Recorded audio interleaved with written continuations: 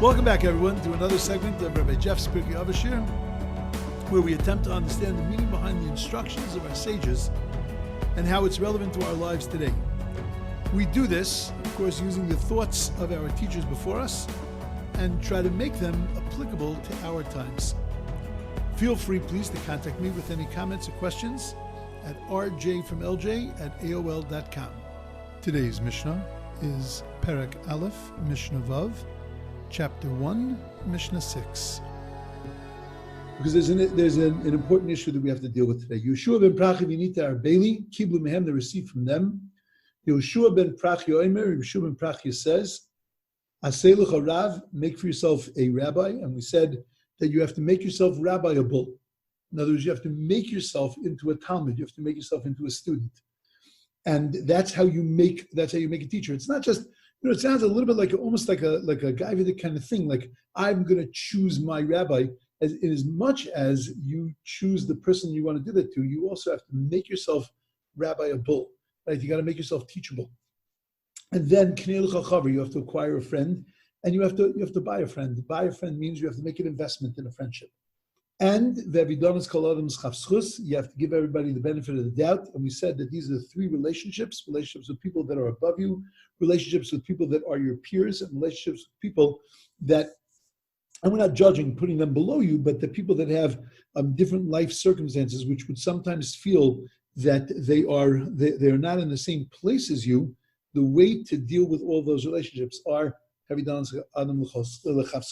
the benefit of the doubt. Okay, that concept is a very major Jewish concept. The way we deal with giving people the benefit of the doubt is that we relegate it into a place called Amidas Chasidus.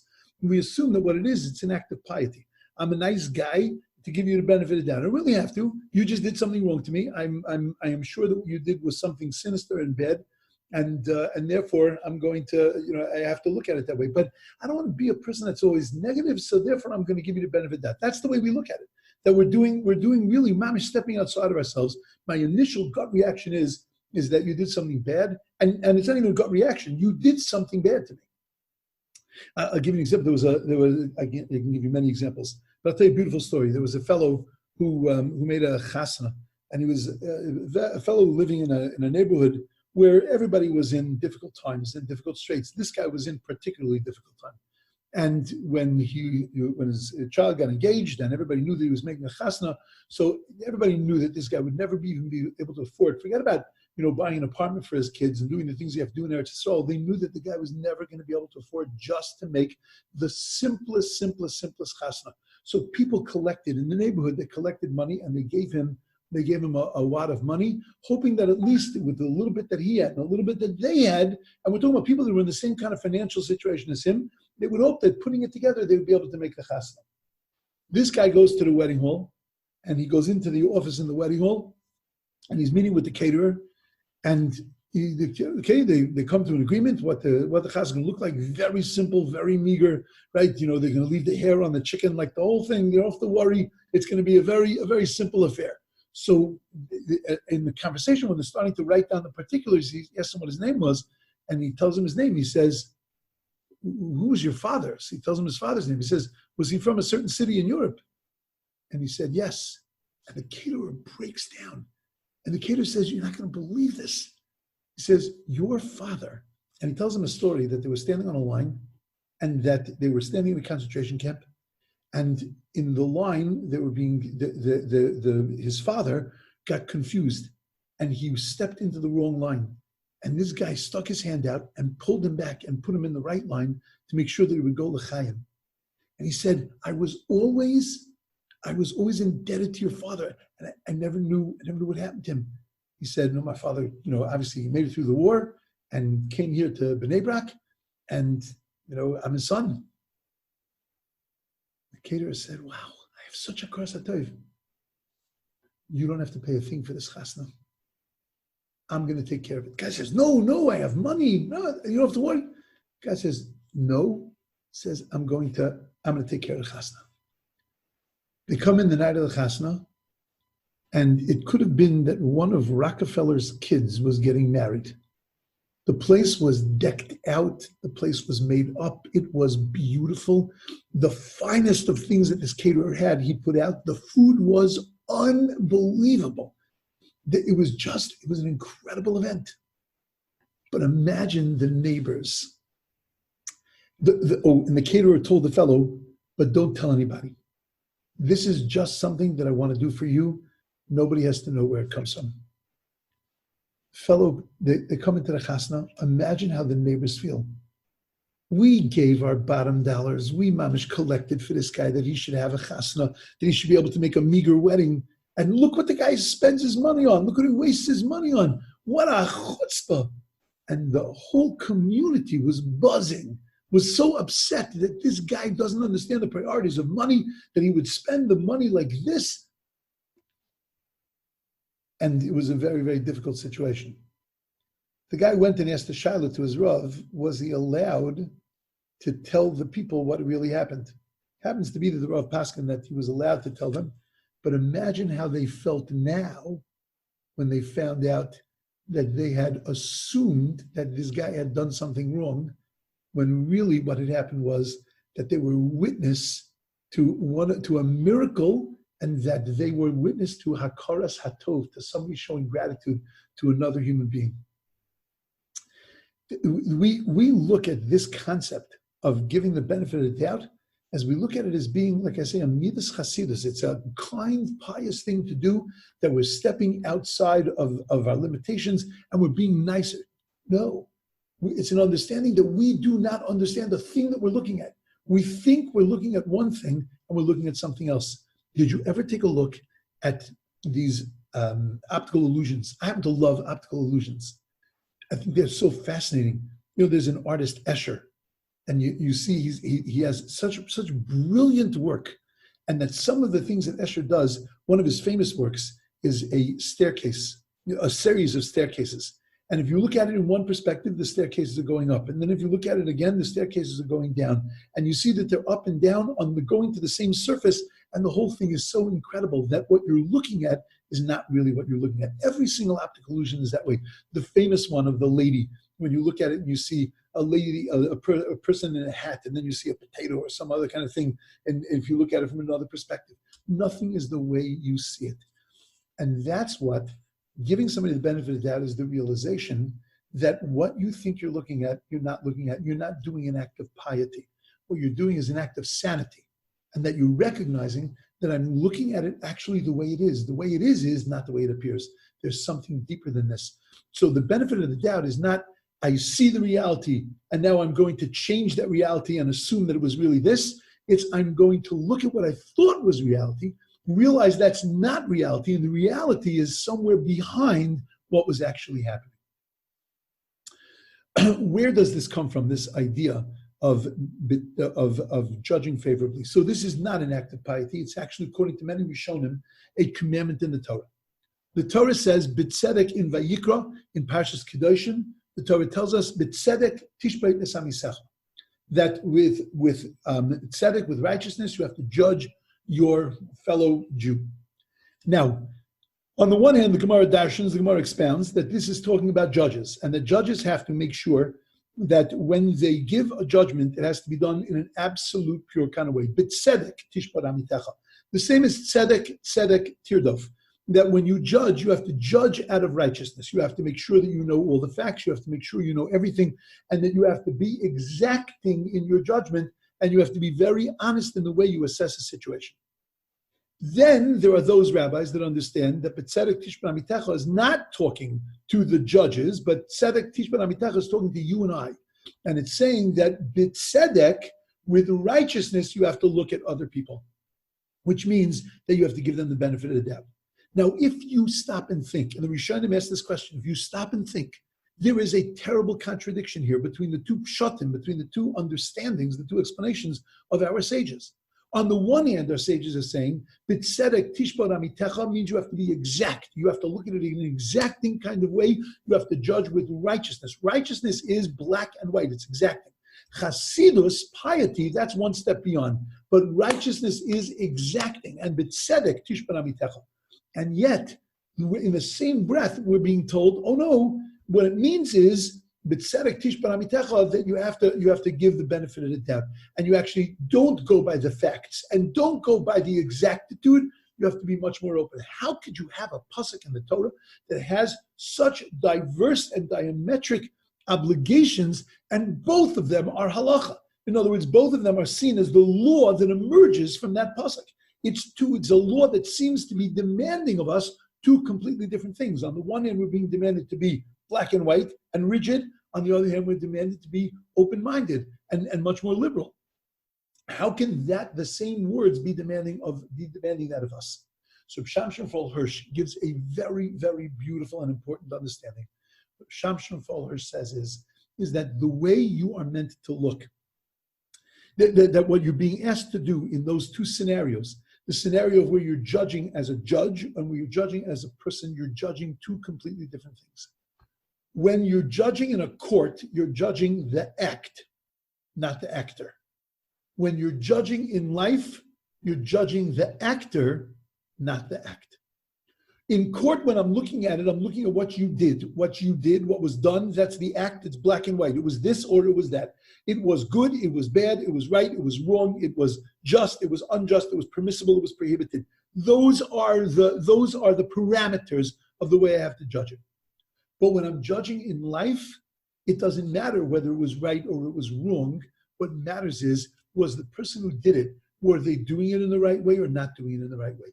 You know, there's an amazing thing. We will talk at some point later in the Mishnayos about the concept of a lie that is permissible. There are times in the Torah that it's permissible to lie in a general sense to keep shalom bayis, to keep peace in the house. Now, that has to be understood in a very deep halachic sense. There are parameters to what that means. But conceptually, what it means is that you are allowed to lie in order to be able, for the larger good, in order to be able to keep peace.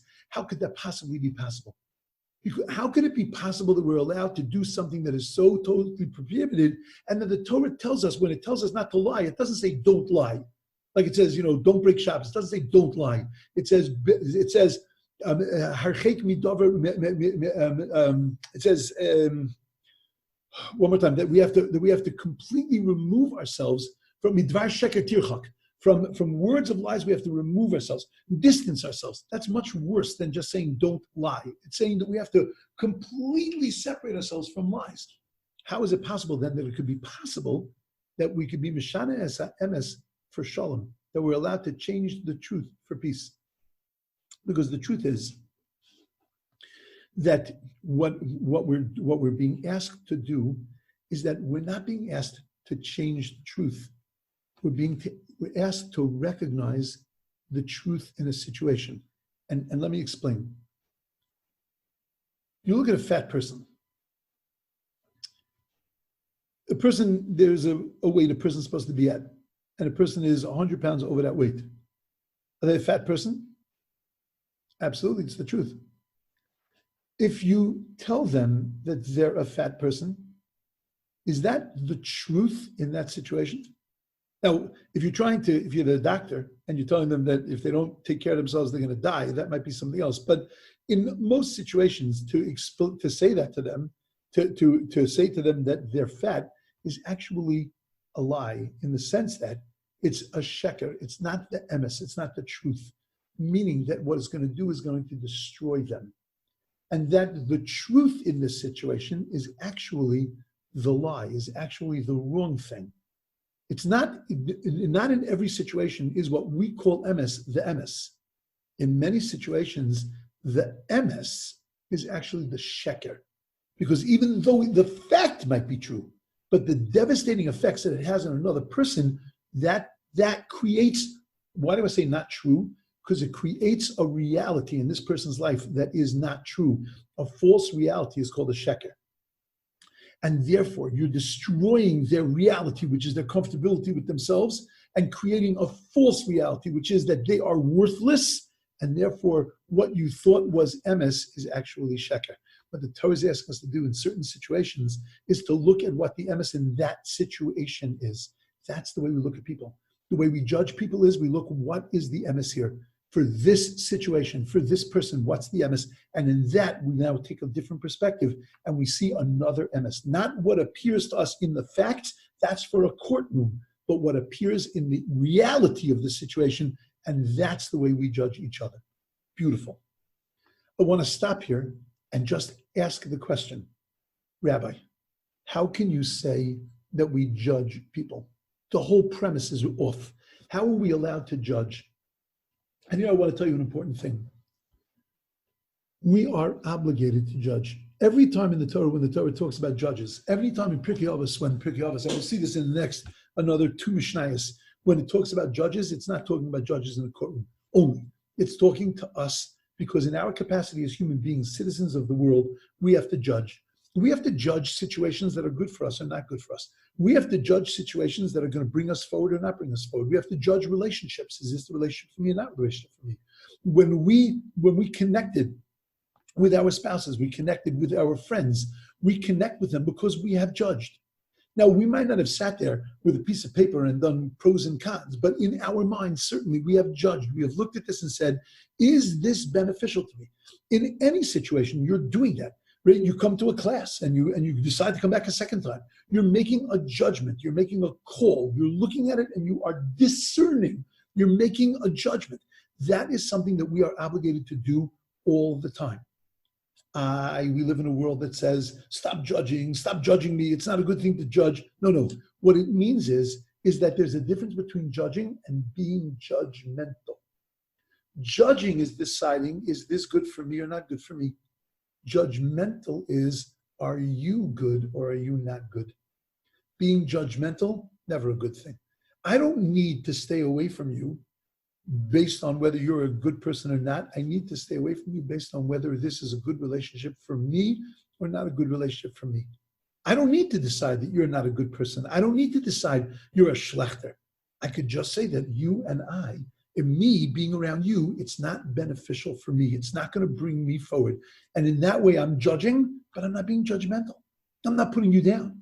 I'm not deciding that you're no good just because I'm not comfortable with you. I'm looking at it and saying, I'm not comfortable, but that's about me. It's not about you. Judging is critical. Being judgmental, that's something that we have to stay away from.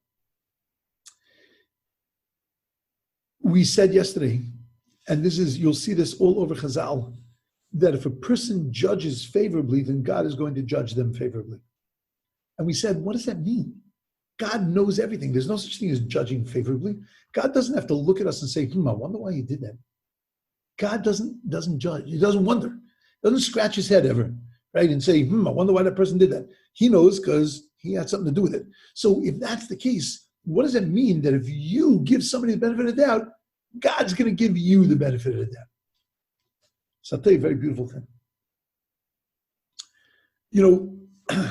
When you get Microsoft Outlook, and I'm only saying that Microsoft Outlook because I'm not touting a product. It just happens to be that I did this when I got my Microsoft Outlook, that there's a panel on the side. You go to a button and you can set up the Microsoft Outlook to operate the way you want it to operate.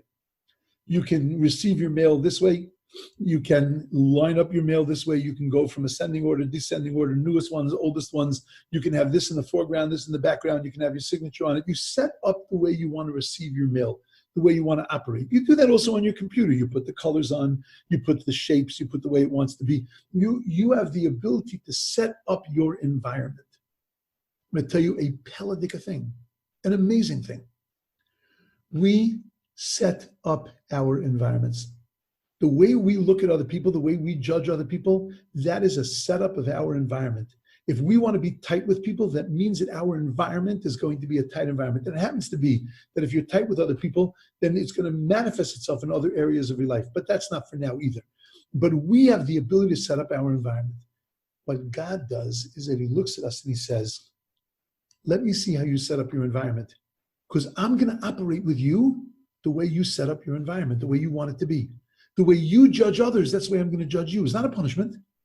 It's not a punishment. And it's not that God has to give us the benefit of the doubt because he doesn't know what we're doing. But he's saying if you're going to operate, you're going to click that button on the side that says, the way I want to receive my mail is I want to give people the benefit of the doubt. So then God says, great, that's the way I'm going to judge you. I'm going to give you the benefit of the doubt. But if you put a little, you click that off and you say, no, I don't want to give people the benefit of the doubt. God says, no problem. In your world, we don't give the benefit of the doubt. I don't give it to you either. That means I'm going to be tight with you. I'm going to be exacting with you. We, by giving the benefit of the doubt, we set up the environment in which God is going to operate with us. $1 million question. How do we get to the place of judging people favorably, of giving people the benefit of the doubt? Realizing that it's not a midas chasidus, it's not merely, in many cases, just an act of piety, but it is a obligation, a mitzvah da'iraisa, according to many Rishonim, a Torah obligation. How do we get to that place? The Mishnah tells us, one word, Havidan es kol ha'adam chavschus, the entire person. You have to look at the entire person. I remember as a child, I grew up in Long Island, and in Long Island, New York, we moved into a new development. Somebody told my father that religious people were going to be moving in, so he bought himself a house. He was a teacher, we lived in Brooklyn, bought himself a house, stretched himself, bought himself a house, new Orthodox community. About 6 months after we got there, somebody put up money and moved the community about 2.5 miles away. So the shul was 2.5 miles from my house. We were stuck in this. My father couldn't afford to get out of it, and that's where we grew up. It was an Italian Jewish neighborhood, not a religious neighborhood, but an Italian Jewish neighborhood. And we were the last house in the neighborhood. Between our house, and those of you that know New York, between our house and Jones Beach was about 8 miles. Totally sand. Nothing. So in essence, we lived on Jones Beach. Now it was an 8-mile walk to the ocean, but nevertheless, this was the last house. Then a few years later, they developed behind us, and all the Italians moved in. The Italians from the family of Costa Nostra. It was a mafia village, and nice houses, not much bigger than ours, upper middle class, nice houses, but the cars and the boats and the stuff that sat outside the house was unbelievable. I remember on Shabbos, we would go for walks through the neighborhood. Nothing else to do because there's no other Shomer Shabbos people in the neighborhood. So we would walk through the houses, and I would always marvel, say, wow, these people are so lucky. Look at the cars and look at the houses, look at the things. My father used to tell me, you never know what's going on behind those doors. It looks beautiful, but you never know what's going on there. And then years later, it started to come out how the kids were in the high school, which was in the neighborhood. All the kids went to the high school, and the high school was a drug den, and there was suicides, and there were killings, and there were all kinds of crazy things going on in the neighborhood. It looked beautiful. You had no idea what was going on behind closed doors. When you look at a person, Hevidanis kol ha'adam. You got to look at the whole person, the whole package. You look at a person in a vacuum. Most often, the reason why we get upset with people is because we're looking in a vacuum. We look at the one thing that has to do where our lives intersect with each other. I'm looking at that, focusing on that, and that really ticks me off. That bothers me. But if I were to look at the whole package, what you're going through, what your life is about, who your spouse is, what your living conditions are, what the whole package, all of a sudden it looks and you look completely different. Have you done eskala adam l'chaschus? Look, how many times does it happen? There was a beautiful thing that ran around the internet of some checkout boy who was in a supermarket who was fumbling and somebody laced into him.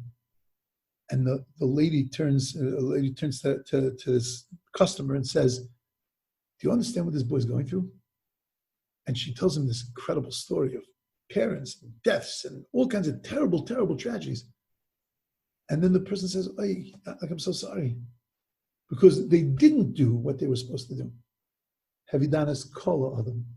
When you look at an entire person and you know that you don't even know most of the things about that person, then it's not a work, it's not an avodah, it's not hard to give them the benefit of the doubt. It's not really even giving them the benefit of the doubt. It's understanding that I have no idea why they reacted that way, why they acted that way, why they do the things they do, because I don't know the whole story. There's a whole other side to this story, which I don't know. And therefore, when the Torah tells us that we have to judge people favorably, we have to give them the benefit of the doubt. The Torah is not telling us to give them the benefit of the doubt. What the Torah is telling us is recognize that there is so much more here that's going on. You have no idea. Be humble. Be humble that you don't know everything, and then it's easy to look at the person and say, got to be another reason why they did what they did. Okay, there is a halachic aspect to this, which I'm going to probably say for another time. I don't want to spend another shiur on it. Next week we'll go to the next Mishna, but there is a halachic side to this. I'll say it actually very quickly in 30 seconds. There are really four levels of people. There are people that we know to be righteous, totally righteous. For them, it's an absolute biblical obligation to give them the benefit of the doubt.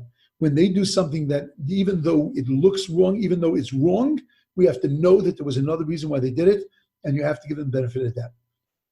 When a person is sort of good, sort of bad, in other words, in a particular thing, they have, sometimes they're up, sometimes they're down. So there it is, a midas chasidus. It is an act of piety to give them the benefit of the doubt. When we don't know a person, we don't know one way or the other, unless we have an indication, a clear indication one way or the other, then again, it's an act of piety to give them the benefit of the doubt.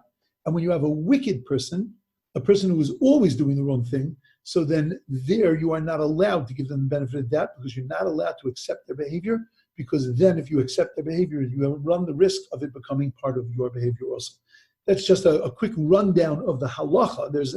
I could give a 2-hour halacha shiur on this, but that's a quick rundown of what the halachas are. Beautiful, beautiful.